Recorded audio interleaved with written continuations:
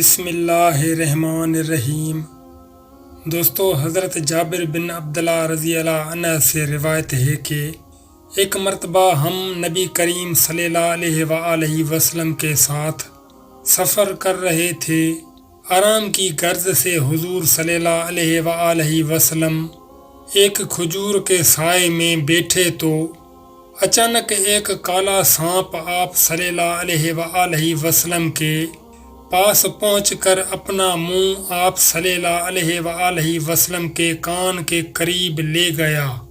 کچھ دیر بعد حضور صلی اللہ علیہ وآلہ وسلم نے اس سانپ کے کان کے قریب اپنا منہ مبارک لے جا کر کچھ فرمایا۔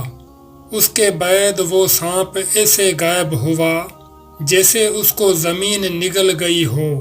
ہم نے عرض کی، یا رسول اللہ صلی اللہ علیہ وآلہ وسلم، ہم اس سانپ کو آپ صلی اللہ علیہ وآلہ وسلم کے قریب دیکھ کر ڈر گئے تھے۔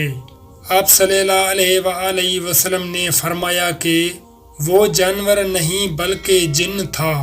فلاں سورت کی چند آیات بھول گیا تھا، انہی آیات کی تحقیق کے لیے جنات نے اسے بھیجا تھا۔ تم لوگ موجود تھے، اس لیے وہ سانپ کی شکل میں آیا تھا۔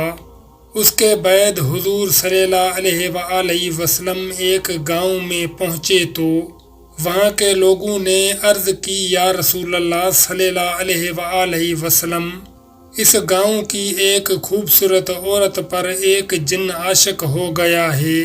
اس نے اسے اتنا پریشان کر رکھا ہے کہ وہ نہ کھاتی ہے نہ پیتی ہے، بس مرنے کے قریب ہے۔